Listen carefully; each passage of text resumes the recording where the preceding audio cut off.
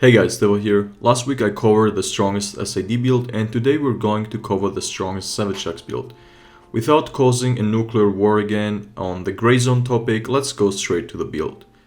For Savage Axe, the strongest charge blade is the Nargacuga. In exception, Tigrex can be better, but I'll explain why Narga is preferably used in casual hunting.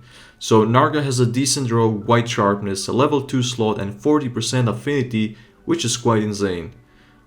For rampage skills, I would go with attack if you can hit 100% affinity in the build, otherwise pick the 6% affinity. So let's move on to the build skills. We're actually using a 5-piece Wasrax armor here because it kinda meta for row builds. The reason behind it is that it gives you a massive row damage boost. Let's have a look on the skills. Dragonheart, level 5, which gives you 10% extra row damage, 50% elemental resistance, and Dragonblade. All that if you're under 80% HP, which is very likely to happen multiple times in a hunt or be constantly there. You don't even need to get hit. Blocking one strong attack or taking chip damage is going to put you there already. And this armor not only gives you a massive damage boost, but also gives you a great defense boost with elemental resistance. Attack boost level 4 gives you another 5% extra damage and 7 row bonus. Resentment boosts your damage when you have recoverable health, so basically as long as you have that red portion on your health bar, it's gonna be active. But mostly that won't be the case, so this skill doesn't have a good uptime at all in my opinion, as long as we don't have something like Safi'jiiva armor where you always have recoverable health. Resuscitate, and I hope I said the word right after 3 years of misspelling, gives you a 20 plus row damage boost when you're suffering under an abnormal status, where in this case the abnormal status is a Dragon Blight that is 100% active when you're under 80% HP. So you see that skills have all a good synergy, hence why they come with the armor. So not only the 10% damage boost from Dragonheart, but 20 extra row, which is technically another 10% of your row, since the weapons row has 190. If you increase your row by 20, that's another 20%. Critical boost 3, so critical hits will do 40% extra damage instead of 25%.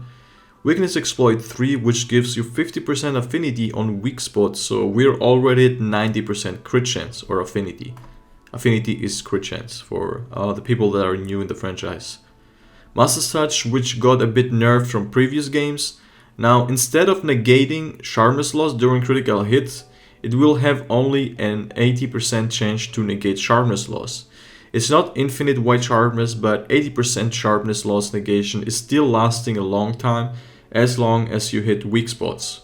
It's important to maintain white sharpness because it's a 10% damage boost. Yep, sharpness is not just there to not bounce off, it's a damage modifier on top of everything. It's one of the biggest damage modifiers that you can actually have on your weapon.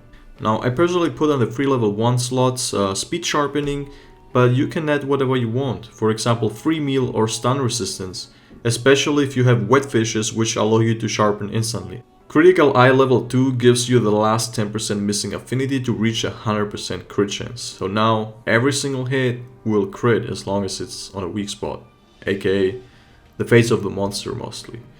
And the last skill is Flinch Re, which you should always have in multiplayer. Not using Flinch Re leads to massive DPS loss. Imagine if a monster is knocked down and you go attacking the head, but you get flinched because everyone else is obviously going to attack the head. Boom, already 5 to 10% damage loss from the whole hunt. So one Flinch Re is like better and more damage than 7 attack boosts. This is factually and mathematically the case. And you're surely not gonna get only flinched once.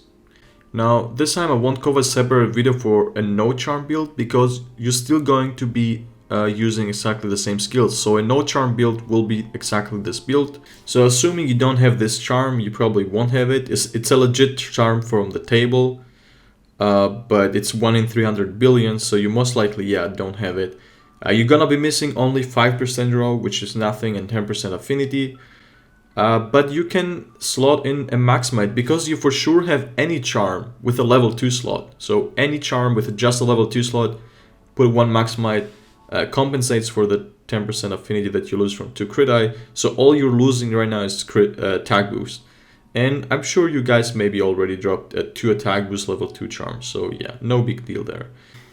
Again, this is the only way for me showing the best builds possible, because these are legit charms, like whether they're edited or not. These are charms that are in the game, and I know the charm system really sucks. It's not like decorations where you could just farm a lot and get them, because this theoretical, still legit charms are probably never gonna drop for anyone. Maybe one guy.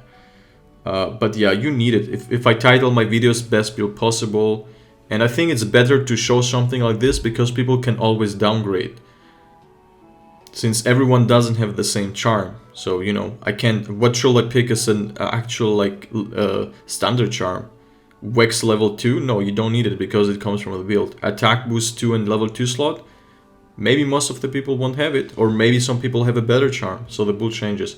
So getting the best legit possible build is the way to go. If that's all you needed, feel free to go and leave a like if you enjoyed it. But I'm going to talk a little bit of why I don't enjoy Savage Axe at all in Rise and why the Tigress Charge Blade can be better. In Rise, Savage Axe has completely changed compared to Iceborne. First thing I don't like at all is that you lose the charged sword. Even if playing Savage Axe, you sometimes want to be in sword and shield mode. Getting a few sword hits and being able to guard is what makes this weapon Charge Blade. Now, in Rise you lose a lot of this, including guard. In World you could switch back and forth from Savage Axe to Sword and Shield without to lose your Charged Axe. Now every time you do that in Rise and go back to Sword mode or get hit and wire back, you do lose your axe, your Charged Axe. I personally find this very uncomfortable and annoying having to recharge your axe every single time. But that's just me. I've seen a lot of people enjoy it more than SAD playstyle, especially with the murdered hitbox of the files. Now to the Tigress Charge Blade, it actually can reach the highest damage output of all Charge Blades, but that's only if you're having active affinity boost from your Palico. Since it has a very horrible affinity, it will lag behind on crit inconsistency, but it has super high row and skill bind boost, which is incredible for Axe Hopper. I may cover a separate video for Axe Hopper build soon, I guess. But yeah, you will need to compensate for that affinity with either Palico affinity boost, you know, that power drum or whatever it's called that plays, or the endemic life box and squids, which again will be very inconsistent. That's pretty much it. For the guys that are still here, thank you once again for watching the whole video through. Leave a like and comment if you want, and subscribe for more videos soon. And with that said, I wish you all a nice day and happy hunting, guys.